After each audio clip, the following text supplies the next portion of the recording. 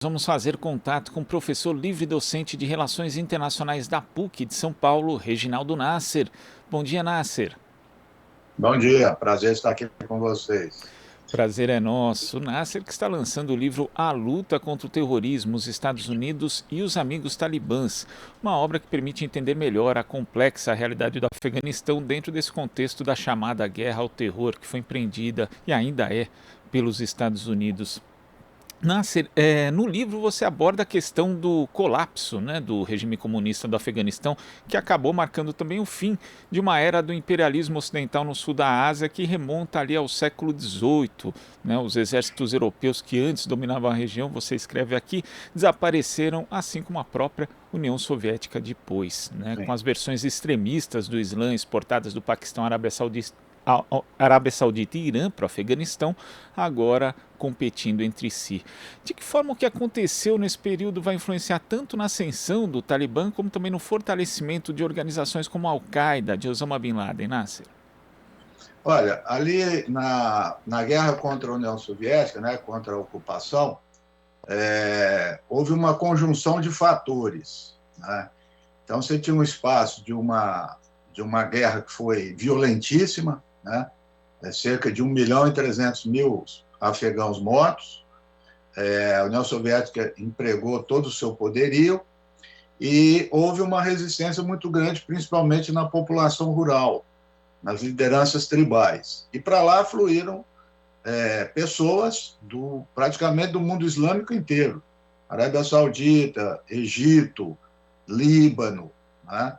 E muita arma também que foi colocada ali pelos Estados Unidos por meio do Paquistão.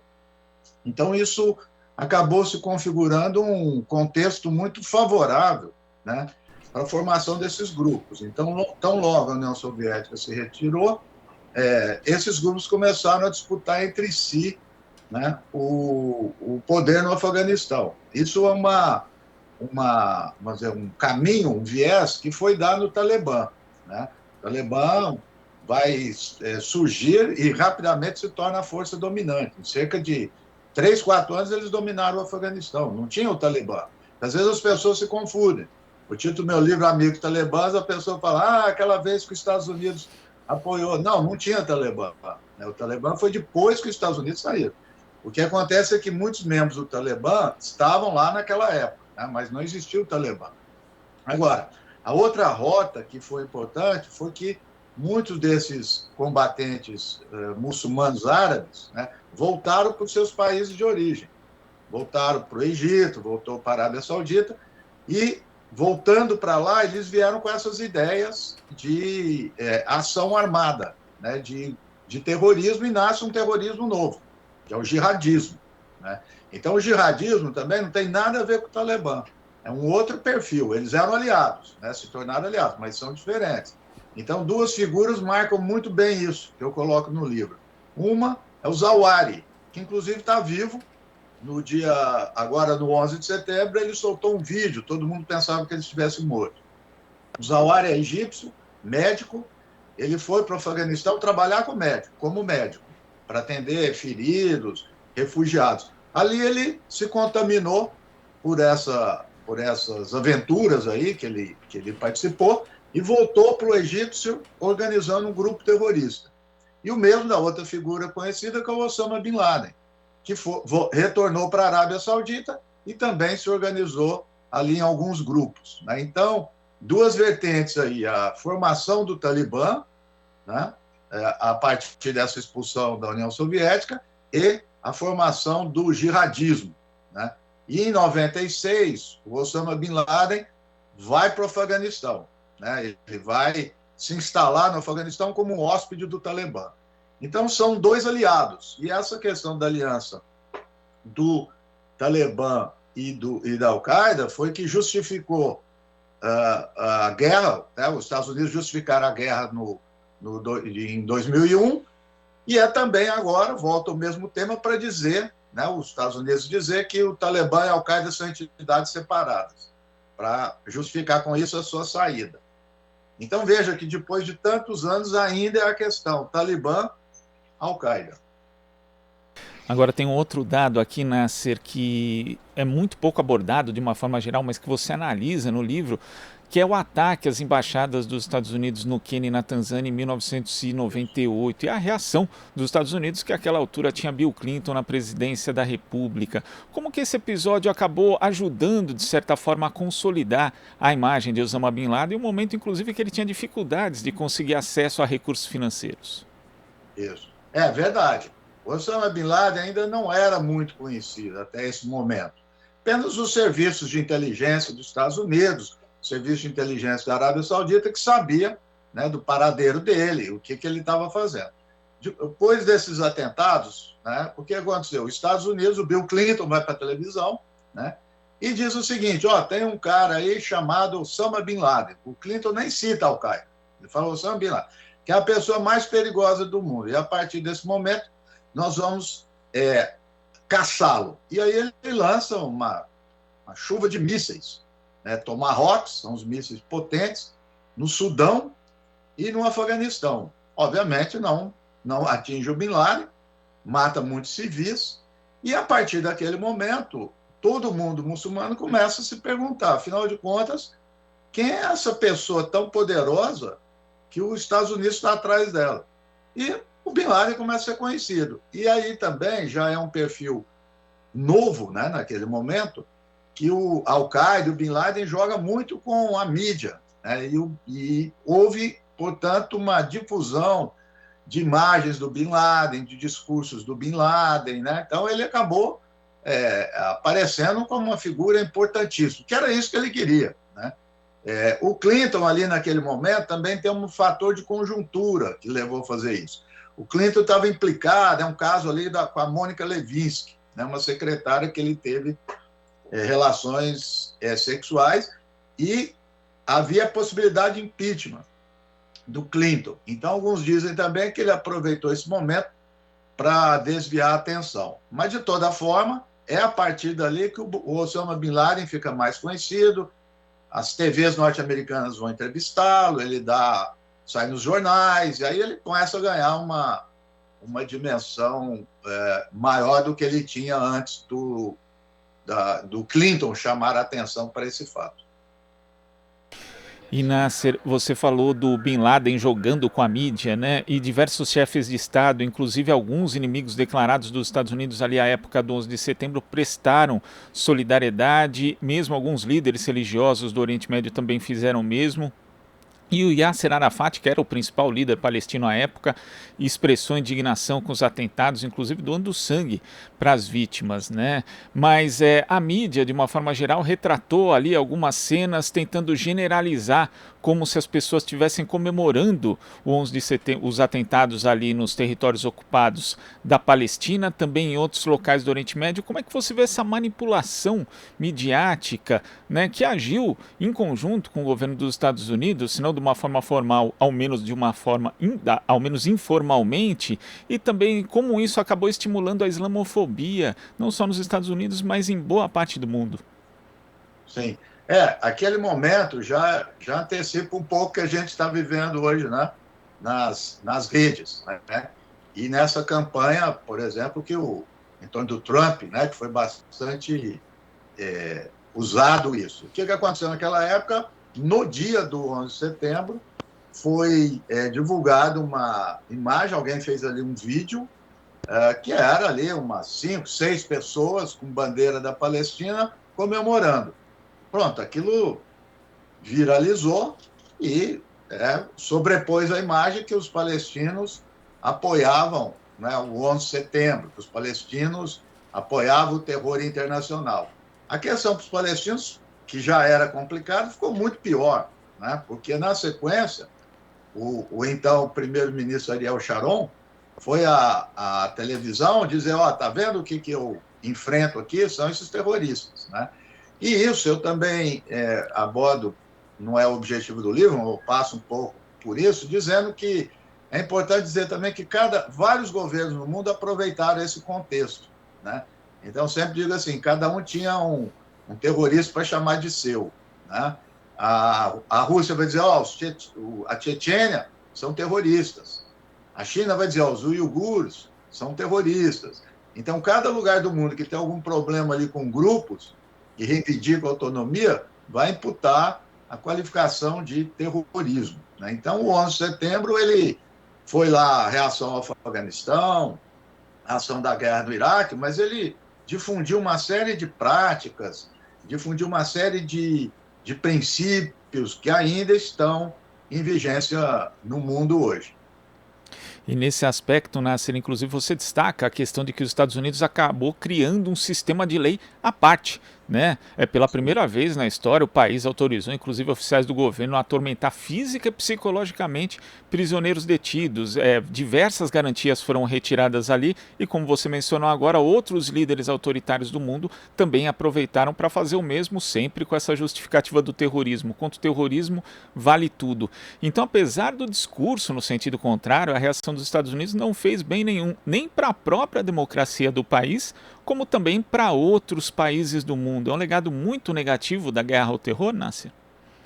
Bastante negativo. Os Estados Unidos, de forma simplificada, ele colocou de uma forma muito clara para os seus cidadãos, de um tipo de chantagem, né? E as pessoas, naquele momento, ou até muito tempo depois, não tinham muita noção do que eram os atentados terroristas. Então, todo mundo ainda tinha muito medo. Tudo que acontecia depois do 11 de setembro, eu vou dizer que era a Al-Qaeda, né? Inclusive, por exemplo, hoje quase não se fala, mas foi importante, começaram a aparecer aquele produto, parece um talco, né, que é o Anthrax. Chegou a matar alguns jornalistas e algumas outras pessoas, que foram distribuídos para deputados, para os jornais, e se alarmou que ia ter guerra química. Depois, um pouco tempo depois, descobriu quem que era. Era um médico ligado às Forças Armadas dos Estados Unidos que trabalhava no laboratório específico de Anthrax, não tinha nada a ver com a Al-Qaeda. Então, isso se difundiu para o mundo inteiro. E aí os Estados Unidos colocou a seguinte questão: o que vocês querem? Ter liberdade e comprometer a segurança? Ou quer Rodrigo. ter segurança a custo da liberdade? Acabou optando por isso. Então, eles dizendo que é segurança. Então, veio esse sistema de vigilância, por exemplo, que o Snowden denunciou muito bem, que teve Guantánamo, né? E está cheio de Guantánamo no mundo, né? Guantánamo chegou a ter 700 pessoas presas sem nenhum indício. Tanto é que, mesmo sob essa lei, os Estados Unidos se viu obrigado a soltar a maioria. Hoje, Guantánamo tem 30 pessoas, mas Guantánamo ainda está lá, né? Então, isso atingiu fortemente a democracia norte-americana e uma obra recentemente publicada, não deu tempo para eu comentá-la no livro, é de um jornalista norte-americano. Ele vai dizer que o trumpismo, o Trump, é produto disso. Como assim produto disso? Ele vai dizer, olha, criou-se um ambiente de medo na sociedade americana, e medo do estrangeiro, medo do refugiado, no caso do islâmico, do árabe, que é preciso proteger, e que o governo não nos protege suficientemente, porque, olha, atacaram, né, o Pentágono, atacaram o 887, então criou esse ambiente que facilitou a ascensão desses grupos de extrema-direita. Então, as consequências do 11 de setembro, elas são muito grandes, às vezes até imperceptíveis. E às vezes nós acostumamos com esse cotidiano de 20 anos e parece que é algo natural, né? Mas tudo isso veio realmente depois do 11 de setembro. E os Estados Unidos são muito adeptos às guerras, né? Não só as guerras, né, de invasão de territórios no sentido clássico, mas as guerras chamadas genéricas, guerra contra a criminalidade. Os Estados Unidos já empreenderam também a guerra às drogas e depois, agora, essa guerra ao terror. E assim como as outras duas guerras generalizadas aqui, Nasser, você destaca que essa teve resultados pouco efetivos, né? Porque ainda que nos últimos 5 anos tenha havido uma queda, né, dos ataques terroristas de 15%, as mortes por terrorismo ainda são mais de 3 vezes maiores do que em 2002, quando teve início justamente essa chamada guerra ao terror. E um outro dado que você publica que chama atenção também é que o balanço desses 20 anos é que 75% dos ataques considerados terroristas registrados no mundo se concentraram em 10 países: Iraque, Afeganistão, Índia, Paquistão, Filipinas, Somália, Turquia, Nigéria, Iêmen e Síria. Então, aquele argumento muito utilizado ali, inclusive incensado de certa forma, direta e indiretamente pelo governo dos Estados Unidos, por George W. Bush e também por Donald Trump, de que havia aí um choque de civilizações, ele não para em pé quando a gente analisa onde que ocorreram esses ataques. Então, eu queria que você falasse a respeito desse tal do choque de civilizações que não existe na prática e também dos resultados dessa chamada guerra ao terror. Nasser. Eu acho que esse aspecto é muito importante que você pega, é fundamental, porque a ideia geral, o espírito geral, foi o carro-chefe do 11 de setembro, né? Que, entre outras coisas, é a obra do cientista político, historiador Samuel Huntington, né? O choque de civilizações, quando ele vai dizer que a civilização islâmica é a maior ameaça ao mundo, e é a ameaça ao mundo ocidental. Então, na verdade, se você for olhar, é isso que você colocou. Ou seja, 75% das mortes, lendo de outra forma, são de muçulmanos, porque são nesses países que você citou que a maioria é muçulmano. As organizações terroristas reivindicam ser islâmicas? Sem dúvida nenhuma que elas reivindicam ser, mas as vítimas são islâmicas, ou seja, há um problema interno, né, nessas sociedades, né, muito mais do que entre duas civilizações homogêneas. Não é fato isso. Os Estados Unidos hoje, o número de mortes por terrorismo nos Estados Unidos hoje, por ano, beira 70 pessoas, 80, algo mínimo. E sendo 65% dessas ações de mortes é da extrema-direita, né? Então, quando se diz, às vezes, o Estado não deu certo, não foi efetiva.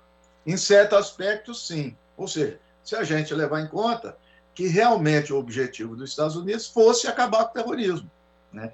Portanto, esses números demonstram que não, né? Porque a outra hipótese é dizer que um bando de ignorante, quem está no Pentágono, quem comanda o governo norte-americano, não, eles sabem muito bem esses dados, mais do que a gente, eles sabem onde estão os terroristas, eles sabem o que acontece. Então, o 11 de setembro foi um subterfúgio para um projeto que foram as guerras, principalmente a guerra do Afeganistão e do Iraque, e a difusão dessa escala de antiterrorismo, né, chamada guerra contra o terror no mundo. Então, isso acabou desviando a atenção de muita coisa. Só que isso alimentou uma máquina, a máquina de guerra. Os Estados Unidos, então costuma-se dizer, ele gastou 2 trilhões no Afeganistão e 6 trilhões de dólares no Iraque. Ao todo, 8 trilhões. Eles já estão revendo até isso. Parece que vai mais para 10 trilhões. Aí vocês vão dizer, gastou, e aí eu falo um pouco isso no livro. Não, investiu, porque alguém ganhou. Então, portanto, a gente precisa olhar as guerras, né, as motivações, o lucro que isso dá. E é lucro para a indústria de armas, para o complexo militar, mas para uma série de outras coisas que às vezes a gente não percebe na guerra. Essas guerras são inteiramente terceirizadas. Então, por exemplo, uniforme dos militares. Tem alguém para fornecer uniforme. Alimentação, remédios, construção de estradas, construção de quartéis. É uma máquina, né, de investimento. Essa máquina de guerra é um grande investimento. Tanto é interessante comentar isso, que agora, essa semana, faz uma semana, está a discussão do orçamento para a área de defesa nos Estados Unidos. E aí, a proposta, veja, nós estamos falando do Biden, hein? Não é mais o Trump. A proposta é aumentar o orçamento de defesa. Aí muitos críticos dentro do Partido Democrata estão dizendo, mas saímos do Afeganistão, saímos do Iraque, para que nós estamos gastando com isso? Então, portanto, logo, logo nós vamos ter, infelizmente, outras ações militares no mundo. Então, é muito dinheiro, é muito emprego. É isso que é interessante ver, é muito emprego nos Estados Unidos para isso. Então, a economia dos Estados Unidos tem um pé muito forte na guerra. Esse que é o problema. Então, quando se diz lá guerras de escolha e guerra de necessidade, o Obama falava isso. Não é bem assim. A guerra está inserida, né, no sistema econômico político norte-americano. E, portanto, para retirar isso é um trabalho muito duro, muito pesado e muito difícil, porque as corporações mandam no Congresso americano. E lutar contra elas não é fácil, não. No Congresso estão em todas as instâncias, Nasser, porque você inclusive destacou aqui que um relatório do grupo de estudos do Afeganistão aconselhou Biden a não retirar as tropas dos Estados Unidos do país e não por coincidência o presidente e o vice do grupo e a maioria dos seus outros 12 membros têm laços financeiros com empresas de segurança. Quer dizer, esses interesses das empresas ligadas à defesa, eles estão ali em todas as instâncias de poder nos Estados Unidos e não só dos Estados Unidos. Não tenha dúvida. Inclusive, essa questão do Biden, eu tive uma posição muito, acho que acabei me distinguindo de muita gente aqui. Então, muita gente criticando a retirada dos Estados Unidos do Afeganistão, né? Aquele caos que foi lá em Cabul. Aí é importante dizer primeiro o seguinte, os Estados Unidos praticamente já tinham se retirado. Então, as pessoas não estavam acompanhando direito. Os Estados Unidos está muito claro. Tanto é que quando eu entreguei o texto para a editora, foi no começo de agosto. E lá já está, porque eu li nos jornais. Então, eu li nos jornais norte-americanos, que os Estados Unidos já tinha saído, né? Então, a questão de Cabul é que acelerou algo que eles não esperavam. E o Afeganistão, 75% da população é rural. E no meio rural, o Talibã já tinha dominado. É que a gente dá mais visibilidade, é importante, mas a gente dá mais visibilidade para as cidades, e Cabul que é a capital. Só que há uma piada lá no Afeganistão que o presidente do Afeganistão é chamado de prefeito de Cabul, porque Cabul é uma coisa muito, muito distinta, né, de todo o resto, né? Então, quando o Biden anunciou essa saída, e aconteceu, ele foi muito criticado, vamos dizer, até por setores mais à esquerda e setores mais à direita. Então, a crítica foi muito pesada ao Biden. Eu tenho muita crítica ao militarismo, ao jeito que ele trata os imigrantes, mas veja, não era para sair do Afeganistão? Com todos os problemas, eu acho que devia sair mesmo do Afeganistão, né? Era ficar lá. Então, como você citou aí, eu coloco, essas corporações, esse pessoal, investiu muito na grande mídia norte-americana. Mesmo o New York Times e o Washington Post, por exemplo, que são mais alinhados com o Partido Democrata, o tom ali, um ou outro se distinguir, era de crítica a essa retirada do Biden, né? Então, por motivos diferentes, as pessoas, às vezes a pessoa não percebia e estava criticando, né? Mas não tinha muita saída. A saída já foi definida antes. Quando o Biden entrou, em janeiro, tinha 3.500 americanos no Afeganistão, só 3.500 unidades militares, de soldados, não tinha quase mais ninguém, né? Então, fizeram muita alarde nesse negócio para justamente desestruturar o governo Biden. Então, quando a gente olha para os Estados Unidos, as questões internas norte-americanas são muito importantes. Às vezes a gente não olha. Porque, nesse momento, nos Estados Unidos, e vai vir a discussão, há uma discussão lá sobre impostos nas grandes corporações, né? O Trump foi a maior redução da história. A média de impostos nas corporações era de 34%, 35%. No Obama chegou a 36%. O Trump jogou para 21%. Uma redução imensa. E agora o Biden está propondo subir 5%. Inclusive liderado pelo Bernie Sanders. Isso está uma guerra lá dentro dos Estados Unidos. Então, havia uma tática ali do Biden também para sair rápido, para cuidar desse assunto. Acabou acontecendo a questão trágica de Cabul. Mas volto a repetir, né? Para muitos, acho que isso é um cinismo, é uma hipocrisia, porque tragédia foram os 20 anos. Não foi só o aeroporto de Cabul, né? Eu vi a grande mídia aqui no Brasil, né, bastante preocupado com o aeroporto de Cabul, mas durante esses 20 anos eles não falaram do que estava acontecendo lá, 400, 500 mil mortos, não se sabe direito, né? Uma tragédia para o povo afegão, vieram agora só ficar constrangidos, quer dizer, criticando o governo porque estavam vendo cenas deploráveis no aeroporto de Cabul. Nasser, queria agradecer a sua participação aqui no Jornal Brasil Atual, ficando a dica aí para quem quiser saber mais, o livro A Luta contra o Terrorismo, os Estados Unidos e os Amigos Talibãs, é da editora Contracorrente, você vai lá no site da editora, o livro está lá, você pode adquirir. Nasser, muito obrigado e até a próxima. Até a próxima, prazer falar com você. Prazer é nosso. Conversamos aqui com o professor livre-docente de Relações Internacionais da PUC de São Paulo, Reginaldo Nasser. Você está ouvindo Jornal Brasil Atual. As notícias que os outros não dão.